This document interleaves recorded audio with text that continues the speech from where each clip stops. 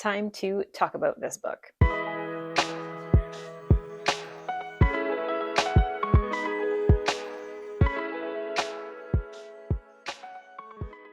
There are a few books that were more highly anticipated than House of Flame and Shadow, which is the first book Sarah J Maas has released in nearly 2 years. Those 2 years have felt like a really long time for us fans.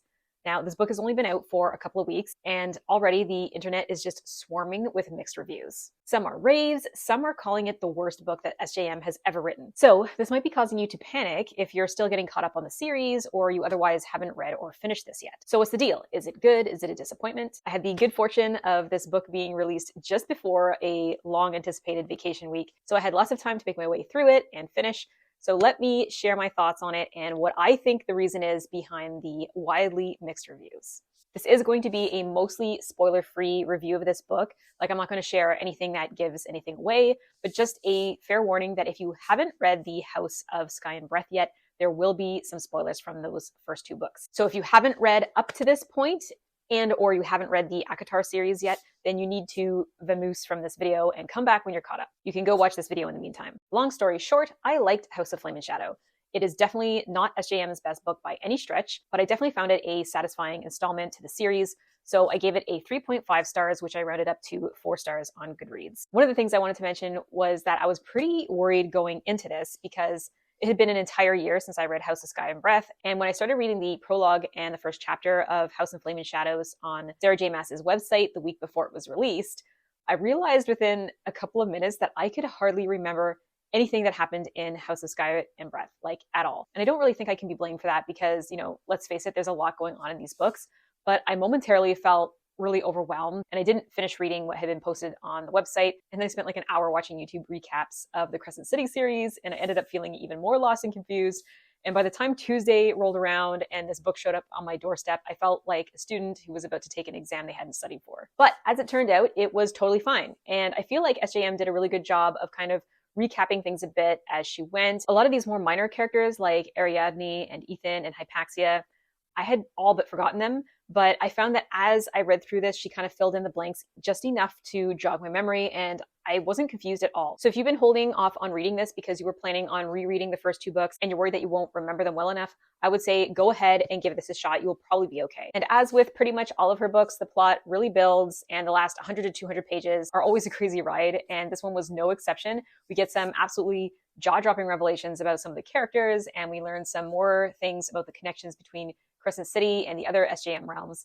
And it's just a really great time. And even though Sarah J Maas confirmed that this is not the last book in the series, I felt like it could have been. Everything wrapped up in a really satisfying way, kind of like how Court of Wings and Ruins did in the ACOTAR series. And it just left me really excited for the next ACOTAR book, which I heard a rumor or I saw on TikTok somewhere that it's going to be about Azriel and Elaine, but I can't find anything official on that. Anyway, my only real gripe with this book is that it felt like it ran a little bit long. You can see that this is an extremely chunky book, but it really didn't need to be 100+ pages. SJM is all about character interactions, which is great. It's one of my favorite things about her books, but I feel that a lot of these things that happened really weren't that integral to the plot or character development, or at least not enough to justify the scenes. Like, it makes me wonder how long this book was before it went through the editing process, like 2,000 pages. At no point in the book did I feel it was slow exactly, but I couldn't help but notice that it did take about a third of the book before some of the characters' environments actually changed. No joke, Bryce is literally wandering through the same cave for nearly a third of the book. But it was interesting enough, and I did enjoy it quite a bit. So then why are there so many mixed reviews? Why are there people who are saying that this is the worst book that SJM has ever written? Well, I have a couple theories on why some people may be feeling disappointed. First, we have to remember that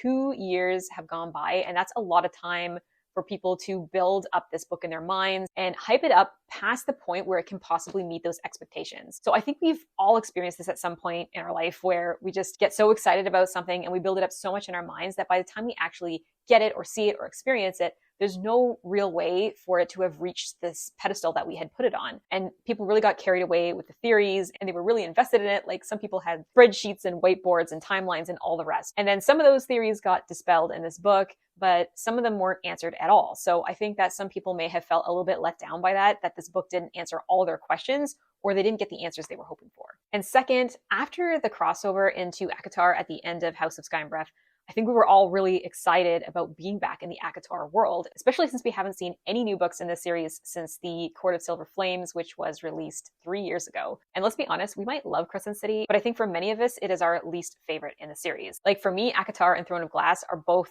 better series by a significant margin. So I think a lot of people were kind of disappointed that this crossover part of House of Flame and Shadow was relatively minimal. We really only get to check in with 2 of the ACOTAR characters in any significant capacity, and it isn't for the entire book. So I'm sure that many people were so excited about this crossover that they forgot that it's a Crescent City book, and really maybe what they wanted was another ACOTAR book. And I get that, but I feel like if you accept the book for what it is, which is a Crescent City book, there's a lot to like about it. We just have to be patient for more ACOTAR. The last thing I wanted to bring up is that I've seen a couple of questions floating around the internet about Crescent City 3. There are some people claiming that you have to have read the Throne of Glass series and ACOTAR before reading this book. So if you're panicking because you have read ACOTAR, but you have yet to get through the behemoth 5,000 plus page series that is Throne of Glass, don't panic. You do not need to read Throne of Glass before reading the Crescent City series or House of Flame and Shadow. I will say that if you have the chance to read it first, I would, because there are a couple of Easter eggs in House of Flame and Shadows that will hit a lot harder if you have read them, but it is not strictly necessary. That said, I would still read Throne of Glass at some point anyway, because it is simply the best series out of all of them, in my humble opinion. So if you have read this book, I would love to know what you thought. Go ahead and leave your comments below. Just be sure to be conscious of any spoilers in the comments for those who may not have read the book yet, and I'll see you next time.